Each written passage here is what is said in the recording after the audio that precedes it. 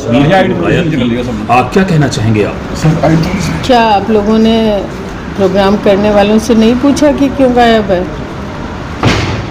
भाई, मुझे तो ना किसी किस्म की कोई सूचना मिली, ना किसी ने बुलाया, ना मेरी फ़ोटो लगाई।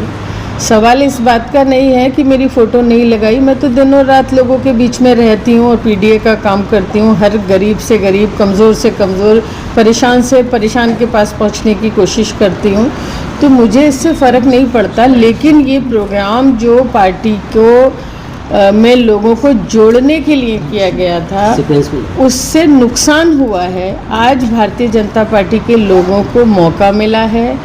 भारतीय जनता पार्टी की महिलाएं सवाल उठा रही हैं कि एक महिला सांसद को भी बुलाया नहीं गया, उनका अपमान किया गया, उनकी फ़ोटो नहीं लगाई गई। आज लोगों को ट्वीट करने का मौका मिल रहा है। तो ये कौन लोग हैं इसके पीछे जिन्होंने इस तरह का षड्यंत्र रचा है? क्या वो भारतीय जनता पार्टी को कमज़ोर करना चाहते हैं? क्या भारतीय जनता पार्टी को फ़ायदा पहुंचाना चाहते हैं? उन्हें सवाल उठाने का मौका दे रहे हैं? क्या वो महिला विरोधी हैं? क्या वो मेरी लोकप्रियता से घबराए हुए हैं?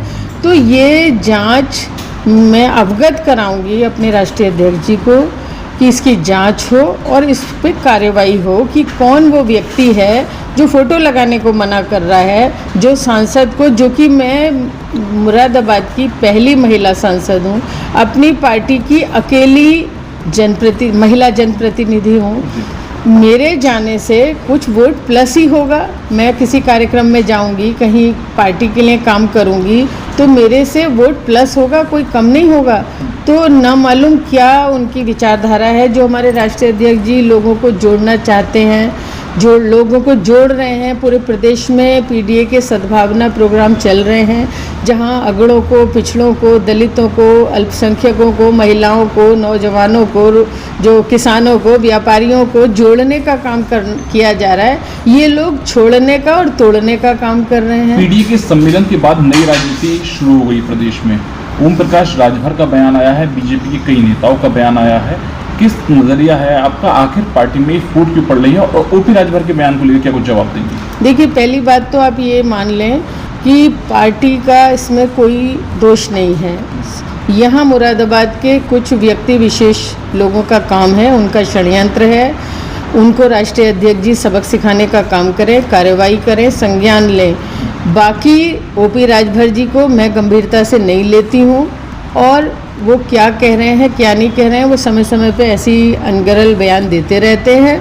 और एक बात ये भी बताना चाहती हूँ कि विश्वस्त सूत्रों से मुझे ये जानकारी मिल रही है कि ओपी राजभर जी समाजवादी पार्टी में आना चाहते हैं। बड़ा दावा कर दिया आज तो अपने सांसद जी। जिस तरीके से एक चर्चा ये भी है कि जो है तुम्हारा 20 सांसद समाजवादी पार्टी के बीजेपी के संपर्क में। बिल्कुल ऐसा कुछ नहीं है। हमारे सांसद सब इंटैक्ट हैं, लामबंद हैं, पार्टी में आस्था रखते हैं। अपने राष्ट्रीय अध्यक्ष अखिलेश यादव जी में आस्था रखते हैं। सबका लक्ष्य समाजवादी पार्टी की सरकार बनाना है। सबका लक्ष्य अखिलेश यादव जी को मुख्यमंत्री बनाना है। मैम, जैसे आम आदमी पार्टी में टूट हुई पंजाब में, फिर उसके बाद बंगाल में टूट हुई, क्या लग रहा है कि अभी बात की जा रही कि जो प्रोफेसर साहब हैं वो कहीं ना कहीं जो लोकसभा स्पीकर साहब को उन्होंने पत्र वगैरह कुछ लिखा है, क्या लग रहा है? ये सिर्फ झूठी बयानबाजी है।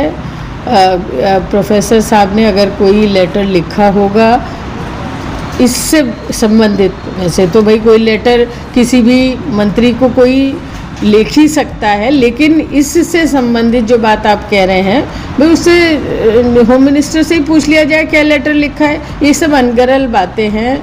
इस तरह का भ्रम फैलाया जा रहा है। ये समाजवादी पार्टी है, ये संघर्ष करना जानती है।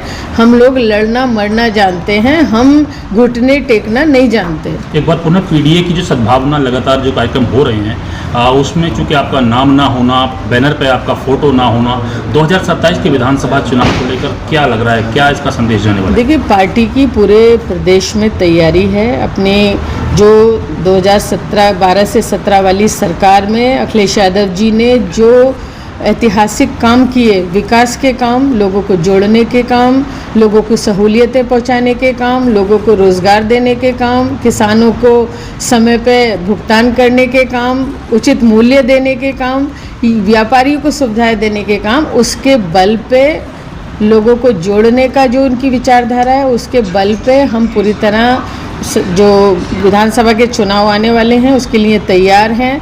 मुरादाबाद में अगर रोकथाम कर ली गई, ऐसे लोगों से जनपद को बचा लिया गया जो कि नुकसान पहुंचा रहे हैं, फूट पहुंचा रहे हैं, फुट देर डाल रहे हैं, गुटबाजी कर रहे हैं, तो 6 की 6 सीटें हम जीतकर अखिलेश यादव जी की झोली में डालने का काम करेंगे। आपने को लेकर एक चंदे को लेकर पूरी चर्चा चल रही है, क्या कुछ समाजवादी पार्टी अलग नेताओं के बयान आए हैं, आप क्या कुछ कहेंगे, किस तरीके से इस पूरे प्रकरण को दिखती है? देखिए, बड़ा दुर्भाग्यपूर्ण है कि किस भावना से लोगों ने, देश के लोगों ने राम मंदिर में दान दिया होगा और उसका इस तरह से ऐसा प्रबंधन, ऐसे मैनेजमेंट कि जो लोग चोरी नहीं डकैती कर रहे हैं, जो शिलाएं सोने की, चांदी की, हीरे जवाहरात जिन पे जड़े हुए हैं उनको डकैती डालने का काम कर रहे हैं। मैं सुप्रीम कोर्ट से कहना चाहूँगी, उच्च न्यायालय से कि वो इंटरवीन करें, दखल करें, ऐसे के लोगों के खिलाफ सख्त से सख्त कार्रवाई हो, निष्पक्ष जांच हो। और एक बात ये कहना चाहूँगी कि उत्तर प्रदेश में अयोध्या के अंदर जो दूसरे प्रदेश के लोग आकर कारोबार कर रहे हैं, पूरा कब्जा किए हुए हैं, उनका भी उत्तर प्रदेश के लोग आने वाले समय पे चुनाव में जवाब देंगे। मुरादाबाद मंडल में समाजवादी पार्टी का प्रभुत्व है और अभी हाल ही में आरएलडी के सुप्रीमो जयंत चौधरी की ठाकुरद्वारा में एक जनसभा हुई है। क्या लग रहा है कि क्या उत्तर प्रदेश, खासकर मुरादाबाद में कुछ चेंज होने जा रहा है? देखिए, मुरादाबाद बहुत अच्छा ज़िला है, बहुत अच्छे लोग हैं, समाजवादी के लोग हैं, समाजवादी के वोटर हैं। यहाँ 6 की 6 सीटें, अगर टिकट ठीक होते हैं, अगर जो फूट डालने वाले लोगों को अपने जनपदों में अगर वापस भेज दिया जाएगा तो ये 6 की 6 सीटें जीतने का काम हम लोग करेंगे और अखिलेश यादव जी की झोली में डालने का काम करेंगे, सरकार बनाने में मददगार होंगे और अखिलेश यादव जी को मुख्यमंत्री बनाएंगे। सांसद जी, कुंदरकी को लेकर भी आपका एक बयान बड़ा चर्चाओं में है। कुंदरकी में आपकी ही पार्टी के नेताओं ने बीजेपी की मदद करी, किन के ऊपर इशारा है आपका? देखिए, वो जांच कराएंगे राष्ट्रीय अध्यक्ष जी। हवा उखाड़ने का काम किया गया और कहीं ना कहीं भारतीय जनता पार्टी के लोगों को मदद पहुंचाने का काम किया गया। जो कुंदरकी में डकैती डली है वो बीजेपी ने तो जो किया है सो किया ही है, जो चुनाव की धज्जियां उड़ाई गई, लेकिन कहीं ना कहीं अपने लोगों को भी चिन्हित करना आवश्यक है। एक घर का भेदी कौन है जो लंका ढा रहा है? ये राष्ट्रीय अध्यक्ष जी जांच कराएंगे, इसकी मांग करूंगी।